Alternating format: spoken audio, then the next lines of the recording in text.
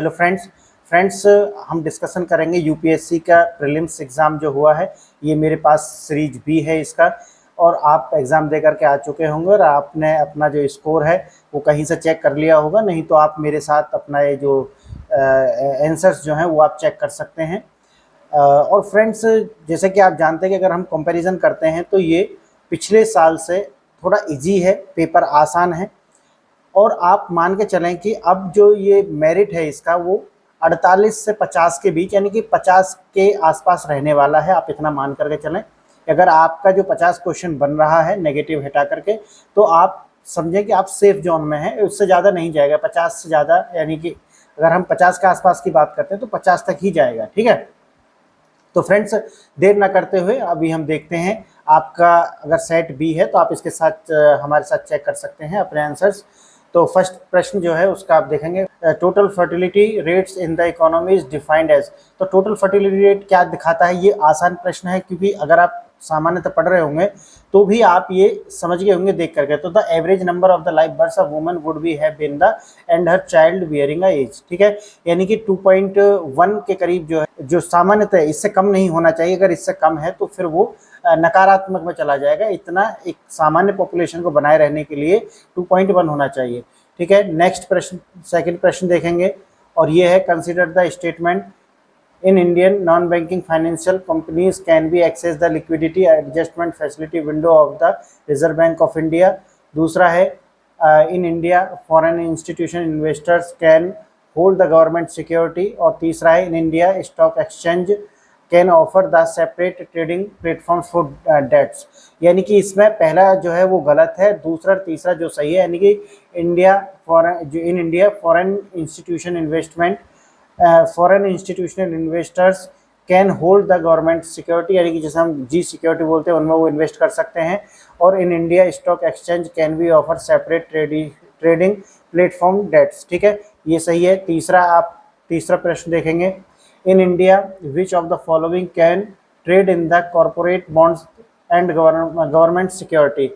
तो कह रहा है कि इनमें से कौन सा है जिसमें हम कर सकते हैं। और क्योंकि आप ये देखेंगे करेक्ट आंसर ही, इसमें सब में करेक्ट आंसर पूछ रहा है तो वो भी आप पढ़ लेंगे। तो कह रहा है कि जो कॉर्पोरेट बॉन्ड है उनका हम ट्रेडिंग कर सकते हैं, can trade in that corporate bond and government security. तो 3 दिए हुए हैं यहाँ पे, जैसे कि इंश्योरेंस कंपनीज, पेंशन फंड्स और रिटेल इन्वेस्टर्स। तो यहाँ पे तीनों के तीनों सही हैं। ठीक है, और मैं, क्योंकि अब हम क्या करेंगे कि आने वाले टाइम में इसी पर जो भी एग्ज़ाम, क्योंकि आप एग्ज़ाम दे करके आए हैं, और अगर आपको नहीं पता तो मैं आपको बता देता हूं कि यहाँ पर 30 से ज़्यादा ऐसे प्रश्न हैं, 30 से ज़्यादा प्रश्न ऐसे हैं कि जो डायरेक्ट इनडायरेक्ट आपको प्रीवियस ईयर के पेपर से ही मिल जाएंगे। अगर आपने 1979 के बाद वाले, यानी कि 80 से बाद वाले पेपर अगर आप सॉल्व करके देखेंगे तो आपको प्रश्न मिल जाएंगे, 35 प्लस प्रश्न ऐसे मिल जाएंगे आपको। डायरेक्ट प्रश्न नहीं है, लेकिन कहीं ना कहीं आपको क्वेश्चन के आंसर तक पहुंचने में सपोर्ट करेंगे। ठीक है, तो ये हम देखेंगे। और ये सारे के सारे जो प्रश्न हैं अभी आप इसे देख लेंगे, लेकिन हम अभी इस पर जो लेक्चर सीरीज शुरू करेंगे और उसमें हम सारा एक एक जो प्रश्न है, और वो अभी से नहीं, ये ही नहीं, 80 से लेकर के अभी तक का, ठीक है ना, टिल ईयर तक सारा कुछ करने वाले हैं। नेक्स्ट देखेंगे आप, यहाँ पूछ रहा है कि विच of the above with the considered financial instruments. तो कौन से को आप फाइनेंशियल इंस्ट्रूमेंट मानेंगे? देखो, दूसरा वाला आप देखेंगे मोटर व्हीकल्स। तो मोटर व्हीकल्स जो है वो फाइनेंशियल इंस्ट्रूमेंट तो नहीं है। अब देखना, इसे ईटीएफ यानी कि एक्सचेंज ट्रेड फंड ये तो है, और करेंसी स्वैप ये भी है। तो दूसरे को अगर आप हटा देते हैं तो आपको ये भी हट जाएगा ये। तो इसमें क्या है कि 1 और 3, क्योंकि तीसरा तो सही है। आप इस अगर आप सामान्य पढ़ेंगे तो आपको ये हो जाएगा। 5वां जो प्रश्न है वो देखेंगे। अब ये देखो, ये वाला प्रश्न अब ज्यादा हो गया। अब आना ये, अब की बार से आप देखेंगे कि इस तरीका का जो प्रश्न पैटर्न है वो अब आएगा। जैसे कि एक श्रेणी, एक सारणी बना दी है, और उसके अंदर आपको इस तरीका से 2 या 3 ऐसे लाइन में, जैसे कि यहाँ पर दे दिया कि इकोनॉमिक एक्टिविटी सेक्टर, आगे भी इसी तरीका से 3 से 4 कॉलम बना दिए हैं, और उसमें ही उससे प्रश्न पूछे। और ऐसे प्रश्नों की संख्या 8-10 तो होनी ही चाहिए इस पेपर में, जहाँ तक मुझे एक बार देखने पर लगा है वो है। अब वो कह रहा है कि इनमें से आप बताना है कि with reference to sectors of that Indian economy consider the following pairs. अब एक में इसमें दे रखा है कि storage of the agriculture produce, यानी कि सेकेंडरी सेक्टर। अब देखो, ये सामान्य बात है, ये मैंने भी अपने चैनल पर पढ़ाया हुआ है। वाकई अगर कोई भी आप किताब पढ़ेंगे ना, सामान्य भी पढ़ेंगे, तो भी आपको पता चल जाएगा प्राइमरी सेक्टर, सेकेंडरी, टर्सरी, है ना, क्वार्टरनरी, इस तरीके से ये 4 5 तक तो आप ऐसे पढ़ते हैं नॉर्मली। अब देखना है डेयरी फार्म, ये प्राइमरी में है, ये तो सही होगा। और चौथा देखना वेविंग क्लोथ्स यानी कि कपड़े का बुनना यानी कि सेकेंडरी में। और तीसरा देखना है मिनरल एक्सप्लोरेशन, ये टर्सरी में। आप इसमें आप दो को तो आपको पक्का पता है कि भाई 200 सही है, तो मिनरल एक्सप्लोरेशन टर्सरी में आता है या नहीं आता, या ये जो स्टोरेज ऑफ एग्रीकल्चर सेकेंडरी में कैसा आएगा, आप सोचो। तो एक को तो इसमें आप इस वाले को तो आप हटा ही देंगे, है ना, इस तरीका से। तो इसके 2 सही हैं, अभी आप इसे आप मिलान कर लेंगे। उसके बाद देखेंगे which of the following can use to feedstock for the producing sustainable aviation fuel. तो कह रहा है कि सस्टेनेबल एविएशन फ्यूल के रूप में हम क्या यूज करेंगे। ऊपर देखना एग्रीकल्चरल रेसिस कैन, एक है corn grain and waste water treatment sludge और वुड मिल वेस्ट। तो इनमें से बताना है, तो ये सारे के सारे कहीं ना कहीं यूज हो जाएंगे, ये फीड स्टॉक्स, ठीक है, जो हम एविएशन फ्यूल के रूप में इसे यूज कर पाएंगे, ये इसमें पूछ रहा है। आगे देखेंगे 7वां प्रश्न है with reference to physical capital in the Indian economy consider the following pair. अब इसमें भी देखो आइटम दे रखे हैं और इधर कैटेगरी बना करके दी गई है। अब यहाँ पर 4 वो दिए गए हैं, फार्मर्स प्लो, कंप्यूटर, और फिर यहाँ पर दे रखा है कि कैटेगरी कौन सी आएगी, वर्किंग कैपिटल है, फिक्स्ड कैपिटल है। तो ये भी सामान्य श्रेणी का ही प्रश्न है। अगर आप सामान्य नॉलेज भी अगर आप इकोनॉमिक की रखते हैं और करंट अफेयर्स अपडेट रहते हैं तो ये आप हो जाएंगे, डूएबल है ना। तो इसमें आपसे पूछ रहा है कि कितना है, तो इसमें जो है 3 पेयर्स जो हैं वो सही मैच हैं और 1 पेयर मैच नहीं है, ठीक है। इसका हम विस्तार से देखेंगे, लेकिन फिलहाल आप इसे देखेंगे क्योंकि आप एक बार मैच कर लें, फिर इसे हम इसका एक्सप्लेनेशन भी लेकर के आऊँगा। Which one of the following words or phrases is the most appropriately used in the denote and the interpretable network 3D virtual words that can be accessed simultaneously by the millions of users who can expert property right over the virtual items। और ये काफ़ी news में था, ये metaverse है, ठीक है। और इसके आगे देखेंगे 9वां प्रश्न है with reference to rules or rules imposed by the Reserve Bank of India while the treating foreign banks। ठीक है, आप ये पढ़ लेंगे, मैं इसमें से बता दे रहा हूँ। 9वें प्रश्न का पहला वाला गलत है, दूसरा यानी कि दूसरा सही है। for wholly owned banking subsidiaries in Indian at least 50% of the world members should be Indian nationals। तो इतना तो होना चाहिए, है ना, दूसरा सही है इसका। इसी तरीके से आप 10वां देखेंगे, ठीक है, वो आप क्वेश्चन आप पढ़ लेंगे, मैं बस आपको आंसर बता के चल रहे हैं।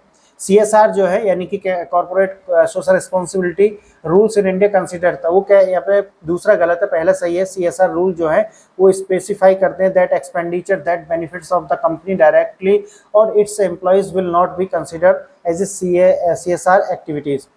इसके बाद में आप देखेंगे 11वां क्वेश्चन आप पढ़ेंगे, इसमें 2 और 3 सही है, पहला वाला गलत है। Isotopes, radio isotopes, thermoelectric generators, RTGs consider the following statement.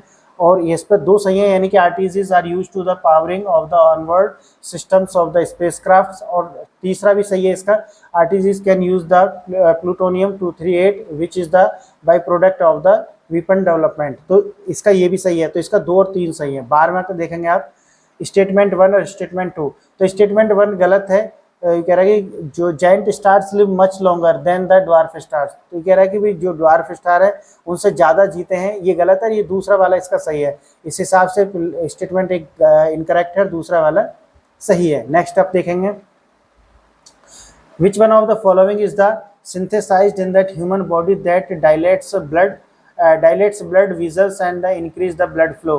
तो ये है नाइट्रिक ऑक्साइड, यानी कि उसको जो ब्लड है उसको डायलेट्स करता है, पतला करता है, और ताकि वो ब्लड फ्लो जो है बढ़े। तो वो कौन सा है, नाइट्रोजन ऑक्साइड है, जो नाइट्रिक ऑक्साइड है।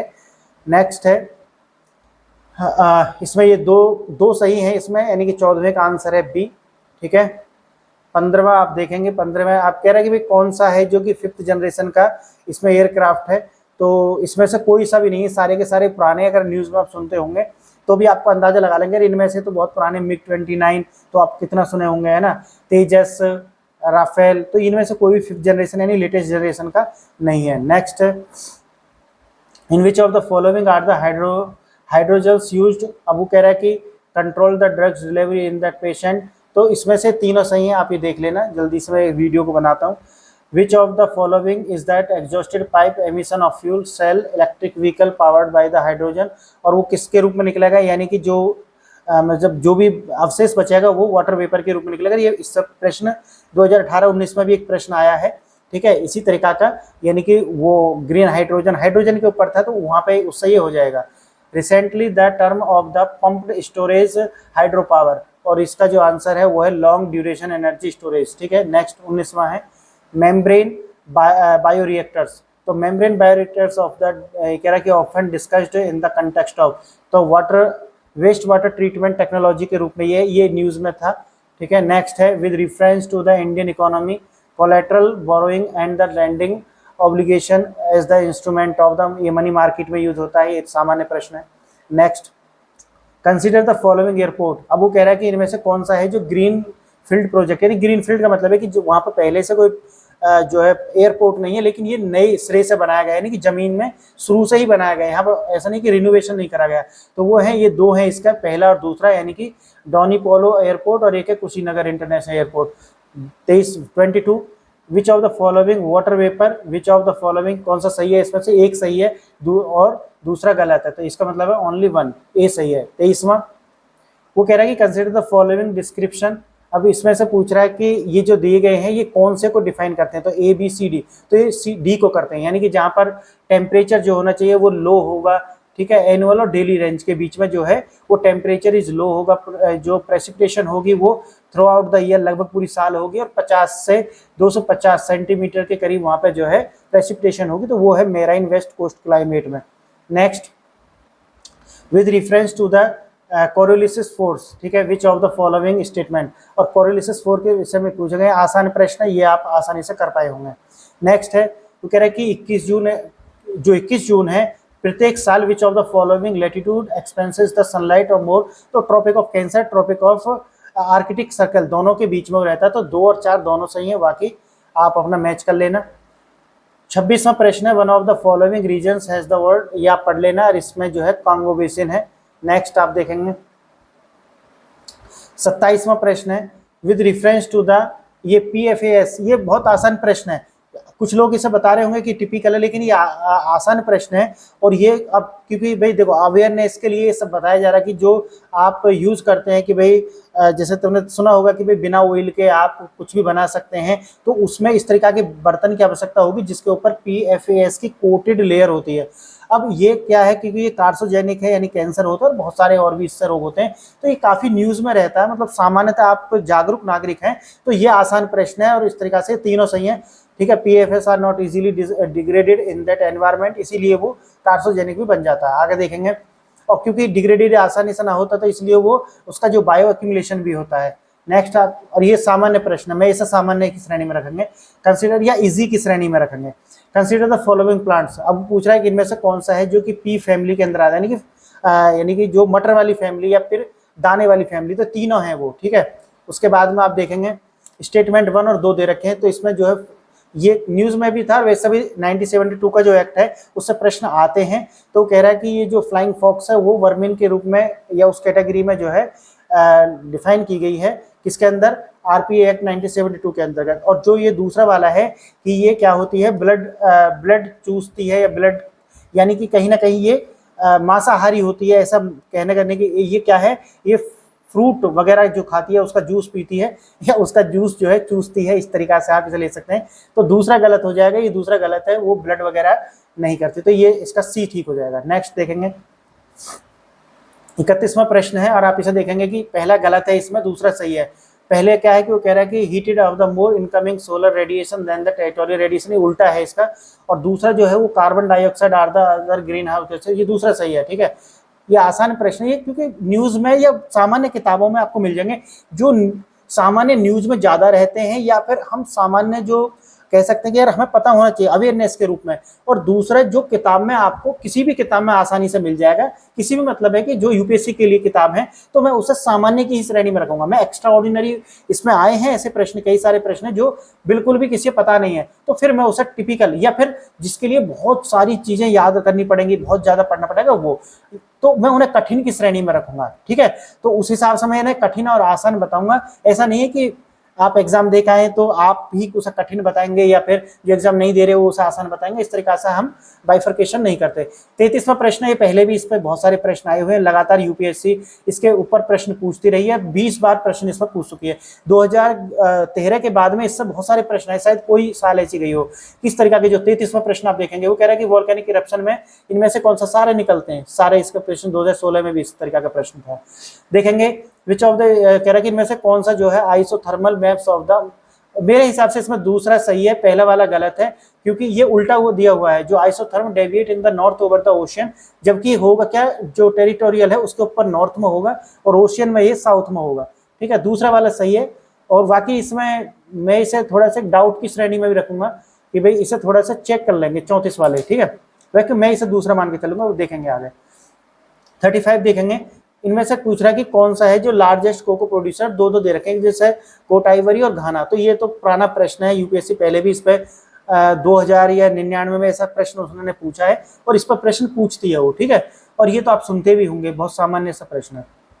नेक्स्ट है 36वां जो प्रश्न है वो है रेफरेंस टू हिमालयन रिवर, और ये भी आसान प्रश्न क्योंकि सामान्यतः बुकों में मिल जाएगा।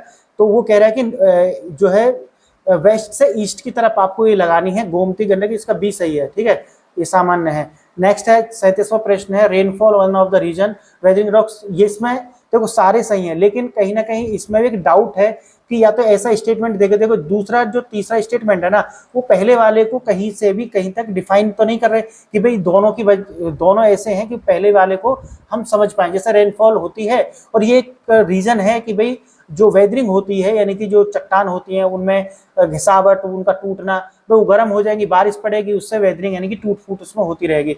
लेकिन दूसरा और तीसरा जो विकल्प है वो कहीं ना कहीं एसिड रेन के ऊपर है और इसके पीछे अम्ल वर्षा के ऊपर बहुत सारे प्रश्न आए हैं। तो सामान्य प्रश्न इसे एकदम हम कह सकते हैं, सामान्य मतलब आसान प्रश्न।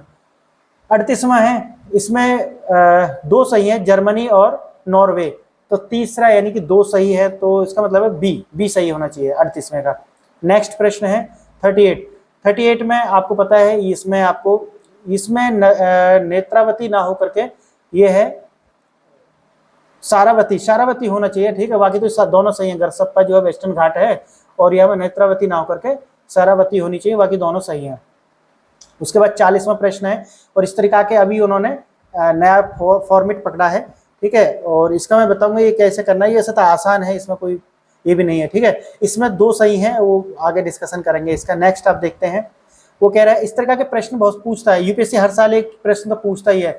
वो इस तरह के नाम दे देगा, पूछेगा कि इनमें से कौन इंसेक्ट है, कभी पूछेगा कौन एनिमल है, या कभी पूछ लेगा ये एनिमल है या फिर कोई ट्री है, क्या है। ठीक है, तो इसमें आपके भी इसी तरीका से दिए हैं। ठीक है, और इसमें पूछा कि कौन से ऑर्गेनिजम्स हैं, तो ये क्या है, इंसेक्ट्स हैं, ये ऑर्गेनिजम्स के नाम दिए गए हैं और ये ऑर्गेनिजम्स क्या है, इंसेक्ट्स हैं। 42वां प्रश्न है, वो कह रहा है कि इनमें से कौन सा आपको है, तो दोनों स्टेटमेंट जो है वो सही है और एक्सप्लेन भी करते हैं। वो कह रहा है कि चिंगम जो होती हैं वो contain the plastic as a gum base, वो तो भाई आप चबाते रहोगे, देखते होंगे आप उसे। और दूसरा है many chewing gums contain the plastic, ये हो गया। पहला वाला है many chewing gum found in that market are the considered as a source of environmental pollution. हाँ, तो करते हैं पॉल्यूशन, तो आप कहीं भी निकाल कर फेंक देते हैं, है ना, और वो डिग्रेड होता नहीं है, तो पॉल्यूशन का मतलब भी वो एक्सेस होती चली जाएगी उसमें, और तो कुछ नहीं है, ऐसी उसमें देखा होगा। तो इसका कौन सा होगा, इसका पहला सही है। 43वां प्रश्न है, इसमें से कोई सा भी सही नहीं है। वो कह रहा है कि इनमें से कौन सा है जो करेक्टली मैच्ड है। ठीक है, ये हार्ड प्रश्न है, ये जो 43वां जो प्रश्न है ना, ये क्या है, कठिन प्रश्नों की श्रेणी में आएगा, ये कठिन है। ठीक है ना, 43वां। और ये आप देखेंगे 44वां प्रश्न है, consider the following statement regarding the toilet of, ये जो प्रश्न है, ये वाला जो 44वां, ये आसान प्रश्न नहीं है, ये ऐसा नहीं कि न्यूज में आपको सामान्यता नहीं मिलेगा। तो 43वां और 44वां जो प्रश्न है वो टिपिकल प्रश्न है, ये इसका दूसरा सही है। उसके बाद में 45वां प्रश्न देखेंगे, वो कह रहा है कि इनमें से आपको बताना है और नीचे दिए गए कौन सा सही है इनमें से। कह रहा है कि lion do not have the particular breeding season. हाँ ठीक है, नहीं होता, आपने भी नहीं सुना होगा ऐसा कि भाई इनका कोई पार्टिकुलर एक सीजन होता है, नहीं पढ़ा होगा, तो इसको आप लेकर के चल सकते हैं। दूसरा देखना, unlike the most other big cats चीताज do not row or, यानी कि दहाड़ते नहीं है, तो देखे भी नहीं होंगे आपने, दहाड़ते देखे नहीं है ना, आप बहुत सारे ज्योग्राफिक टाइप के जो चैनल्स देखते हैं उनमें आपने देखे नहीं होंगे। और तीसरा, unlike male lions male leopards do not the proclaim their territory by the sky. देखो तीसरा वाला फिर वही है कि भाई सामान्य आधार पर अगर आप तीसरा वाला जो वो है इसे आप टिपिकल में लेकर के चलेंगे, पता नहीं चलता यार इसका। पहला और दूसरा तो आप ले लेंगे तो ए और डी में से कहीं ना कहीं हम कंफ्यूजन होंगे, और इसे हम मान के चलेंगे कि कठिन की श्रेणी में हम इसे लेकर के आएंगे, क्योंकि 2 का पता चल गया। अब इसमें क्या है कि तुम्हें 100% पता होना चाहिए, तभी आप इसका 100% सही आंसर दे पाएंगे, अन्यथा तो फिर नहीं दे पाएंगे। आगे चलते हैं। नेक्स्ट 46वां प्रश्न है 100 मिलियन फार्मर्स। अब ये क्या है, ये भी थोड़ा टिपिकल प्रश्न है, क्योंकि सामान्यतः ये आप ऐसा नहीं कि किसी मैगजीन से या जो सामान्यतः आप देखते हैं ना कि भाई न्यूज़ कहीं भी सुन रहे हैं तो बहुत ज़्यादा प्रचार प्रसार होता है, तो उस तरीका का ये नहीं है। 100 मिलियन फार्मर्स, वो कह रहा है कि it's a platform for the escalating the tension towards that food and water. तो इसका पहला वाला सही है, ठीक है। एक इस तरीका का प्रश्न जरूर पूछता है यूपीएससी, जो एकदम पूरी व्याख्या दे करके बड़ा बड़ा ऐसा, ठीक है, जिसे देख करके आदमी घबरा जाए यार कैसे इसका आंसर होगा, ठीक है। तो ये 47वां देखेंगे। इसमें कह रहा है कि आपको बताना है कि इनमें से कौन सा considered the distributed energy resources. Distributed चारों सही है, battery, storage, biomass, generators, fuel cell आदि आदि, ठीक। नेक्स्ट, और इसको भी आप किस में रखेंगे, ये भी टिपिकल प्रश्न में इसे हम रखेंगे। नेक्स्ट 48वां है कि इनमें से कह रहा है कि कौन सा ऐसा है जो यूनिक रिलेशनशिप दिखाता है insect of that क्लोड with that. तो वो फिग है, फिग यानी कि अंजीर टाइप का जो होता है, अंजीर ही जो। कंसीडर द बटरफ्लाइज, इसमें पूछ रहा है कि इनमें से कौन सा है जो पॉइजनस हो सकता है। 3 हो सकते हैं इसमें से। ये आसान प्रश्न है, ये वाला आसान है, ठीक है। और ऊपर वाला जो है ये भी देखो, ये भी टिपिकल है। ये जो 48वां प्रश्न है सामान्यतः आप दे नहीं पाएंगे, ये किताब में भी आपको एकदम मिल नहीं जाएगा ये। नेक्स्ट है, ये मैंने आपको बता दिया 49वां, ये तीनों है, इसमें तीनों हो सकते हैं। आगे देखेंगे 50वां है कंसीडर द फॉलोइंग। अब इसमें से आपसे पूछ रहा है कि कौन सा है जो कि नेटिव हो, इंडिया के नेटिव हैं। तो कैस्यू, पपाया, रेड सैंडर्स। तो इनमें से पपाया और रेड सैंडर्स आपने देखेंगे तो मुझे लगता है 2 ही चाहिए। ये जो कैस्यू जो होते हैं यानी कि काजू जो होते हैं वो नहीं आपने देखेंगे सामान्यतः काजू के पेड़। तो मुझे ऐसा लगता है 2-3 इसके सही है, यानी कि 2 सही है। नेक्स्ट, वो कह रहा है कि 51वें में पूछ रहा है कि ये दोनों दिए गए हैं और आपको बताना है कि इनमें से कौन से हैं जो स्टेटमेंट करेक्ट है। तो ये जो कह रहा है कि instability and that worsening security situation in the Sahel region. तो इसमें से पहला सही है, इसका पढ़ लेना आप इसे। 52वें में पहला गलत है, दूसरा सही है। India is the law prohibit that import of the genetically. ये तो आसान, ये वाला आसान है क्योंकि किताब में से सीधा सीधा आया है और आप जानते होंगे इसके लिए कमेटी होती है जो रेटिफाई करती है, फिर उस मिनिस्ट्री के पास जाता है और फिर मिनिस्ट्री उसे देखती है, तभी उसके बाद जो भी जेनेटिकली मॉडिफाइड होते हैं उनको परमिशन मिलती है, ठीक है। ये आसान है। 53 में देखेंगे with reference to the speaker of the Lok Sabha. ये आसान प्रश्न है, इसका पहला सही है, ठीक है। आगे देखेंगे 54वां 54 प्रश्न है, इसमें Indian parliament consider the following statement. तो इसमें 1 और 2 सही है, तीसरा वाला गलत है। आप देखेंगे कि bill pending in the Lok Sabha lapse and it's dissolution, ठीक है। ये दोनों सही है इसके, और जो बाद वाला है यानी तीसरा गलत है। नेक्स्ट, पॉलिटी के प्रश्न जो है वो ज़्यादा टिपिकल नहीं आए हैं। 55वां जो प्रश्न है वो देखेंगे, parliament of the India consider the following statement. इसमें से 2 और 3 सही है। तो prorogation of the house generally does not after in the house adjournment sine die. ये आप आसान प्रश्न किताब में से है। 56वां प्रश्न देखेंगे आप, स्टेटमेंट दिया गया था European parliament approve the net zero industry act recently, सही है। दूसरा वाला गलत है, ठीक है। और इसे भी हम सामान्य प्रश्न में रखेंगे, इसका पता है। और इसी तरह 57वां प्रश्न है, पहला गलत है, दूसरा सही है। Venezuela of the world largest oil reservoir, ठीक है।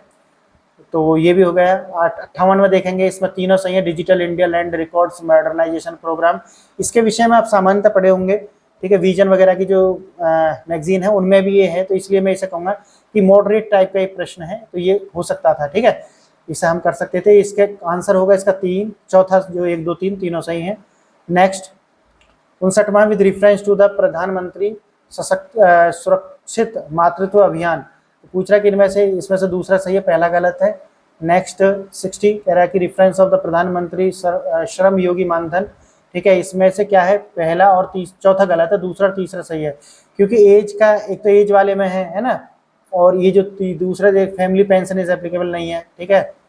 और इसका भी सही है। नेक्स्ट नारी शक्ति वंदन अभियान, इसमें भी कौन सा है, 2 और 3 सही है ना। 18th लोकसभा नहीं है क्योंकि 18th में तो अभी लागू हुआ ही नहीं, आपने देखा होगा, ठीक है। दूसरा वाला भी कंफ्यूजन है, ये जो 15 साल वाला जो है, ठीक है। लेकिन क्योंकि और ऐसा कोई विकल्प है नहीं, इसलिए 2 और 3 हम सही मान लेते। लेकिन दूसरे वाले में भी, ठीक है ना, दूसरे वाले का अगर ऐसा विकल्प होता तो फिर अगर तीसरा ही होता फिर सही है ना।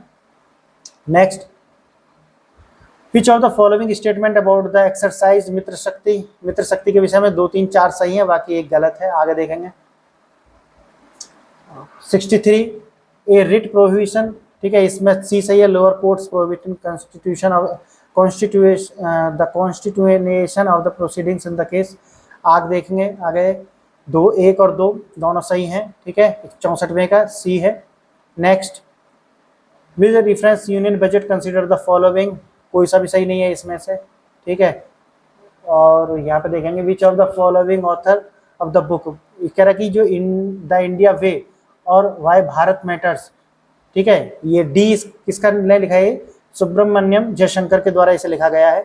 67वां प्रश्न टिपिकल है, इसका जो आंसर है ओनली 2 पेयर्स करेक्ट है, ये बाद में देखेंगे, ठीक है। आगे 63 में इसका पहला सही है, यानी कि ए, बहुत स्टेटमेंट करेक्ट है, ठीक। उसके बाद आप देखेंगे 70वां अकॉर्डिंग टू ईपीए एक्ट, यानी कि environment protection agency, power plant using fossil fuel, ये इसका डी ठीक है। Next, who was the provisional president of the constituent assembly before doctor Rajendra, वो आपको पता है, ये आसान प्रश्न, ये आसान है, ये करने वाले थे, है ना, डॉक्टर सच्चिदानंद सिन्हा थे, ठीक है। आगे देखेंगे 72वां, गवर्नमेंट ऑफ इंडिया एक्ट 1935, पूछ रहा है कि इनमें से पहला सही है, दूसरा गलत है। Next, which of the following is the work attributed the play right भाषा, यानी कि इसका सी सही है, मध्यमा वियोगा। 74वां देखेंगे, संघभूति एन इंडियन बुद्धिस्ट, आप जानते होंगे ये सर्वस्तिकवाद। आगे देखेंगे इसका 75वां, ये consider the following include the world heritage list released by the UNESCO, जो अभी की है उसमें 2 सही हैं, ओनली 2 सही हैं। ये रानी की बाव, ये तो पहले ही हो गया है ना। आगे देखेंगे 76वां, इसमें से तीनों सही हैं, ठीक। आगे देखेंगे कंसीडर द फॉलोइंग कंट्रीज, ठीक, और इसमें से पूछ रहा है कि कौन सी जिनका जो है frequently mention the media of the low birth rate, तो इटली, जापान, ठीक है, और साउथ कोरिया, ये 3 है ना। आगे देखेंगे 78वां, which of the following correct in respect of the money bill parliament, 1 2 3 सही है, चौथा गलत है, यानी कि सी सही है, 1 2 3। नेक्स्ट 79, इसमें 1 और 3 सही है, ठीक है, 1 और 3, यानी कि एक तो है ये ब्रिगेडियर, जो किसके बराबर है। इस टाइप के जो प्रश्न है ना, मैं कई बार पहले भी आपको इस चैनल में बता चुका हूँ कि आप ल्यूसेंट जरूर पढ़ें, ल्यूसेंट से भी इसमें से कई सारे प्रश्न आपको बने हैं, और इस तरीके के जो प्रश्न है ये मिसलिनियस में आते हैं, और ये आपको ल्यूसेंट में मिल जाएंगे, तो ल्यूसेंट जरूर पढ़ना है, ज़्यादा नहीं, 2 दिन में आप पढ़ सकते हैं उसे। उसके बाद में आप यहाँ पे देखेंगे 80वां जो प्रश्न है वो है नॉर्थ ईस्ट काउंसिल, इसका 1 2 3 सही है, ठीक है। नेक्स्ट देखेंगे 81 में इसका दोनों स्टेटमेंट सही है और एक्सप्लेनेशन नहीं है। 82, यानी कि बी सही है। 82 का कौन सा है, सी सही है, और इसमें आपका क्या है, दूसरा स्टेटमेंट गलत है, पहला सही है, syndicate lending split that risk of the borrow default across multiple lenders. Next देखेंगे 83 का कौन सा है, चौथा सही है, यानी कि 1 2 4 सही है, ठीक है। 83 का 1 2 4, यानी कि डी सही है। 85 का 2 और 3 मैच कर रहे हैं, 2 में क्या है, इनामेंगो, यानी महाराष्ट्र और कैथोलिक एज साइट है ये, ठीक, ये आप देख लेंगे इसे, इसका बी सही है। 86, who is the following rule medieval India gave, यानी किसने बता रहा कि परमिशन दिया था पुर्तगीज को बुल्डे फोर्ट इन द भटकल, और ये किसने दिया था, कृष्णदेव राय के द्वारा दिया गया था। नेक्स्ट, फिर of the difference of the revenue collection, पूछ रहा है कि भैया ये दूसरा सही है, पहला वाला गलत है। Under the permanent settlement Bengal of zamindar failed that to pay of the, fail हो गया था, इस तरीका से आपको आप ये देखेंगे, इसका कौन सा है, बी सही है। मैं इसे जल्दी जल्दी करा दे रहा हूँ क्योंकि आप इसे मैच कर लें, बाकी हम पूरा एक्सप्लेनेशन लेकर के आएंगे, क्योंकि नेक्स्ट ईयर फिर यही प्रश्न आने हैं, समझ गए ना, आना कहीं और से नहीं है, यही प्रश्न आने हैं, तो हम इनका क्या है कि एक एक वर्ड की एक्सप्लेनेशन लेकर के आएंगे, वो पूरा चलाएंगे, क्योंकि फिर मैं इसे लंबा बनाऊंगा और वो 2 घंटा 3 घंटा कोई वीडियो देखेगा नहीं। मैं सोच रहा हूँ जल्दी से आपको बता करके इसे एक बार आप चेक कर लें, और उसके बाद फिर हम इसका अलग से एक्सप्लेनेशन लेकर के आएंगे। अब देखना, इसमें 89वां प्रश्न है, India is the member of the international grain council ना, ये टिपिकल प्रश्न में आएंगे, क्योंकि अभी न्यूज में नहीं थे, ये 2016-17 में न्यूज में था, तो उससे है ये 89वां, तो 1 सही है इसका। 90 में आप देखेंगे, ये आसान है, न्यूज में था, गरबा डांस। 91 में आप देखेंगे, इसमें से टिल दिसंबर, अच्छा ये अभी क्योंकि ये प्रश्न आ सकता था, क्योंकि चुनाव में इसकी थी कि भाई डिलिमिटेशन कमीशन बनाया जाएगा, और फिर अब दोबारा से क्योंकि नया पार्लियामेंट बना है तो सीट भी बढ़ेंगी इस तरीका से, तो ये चौथा 4 बन गए हैं, बनेगा, ठीक है।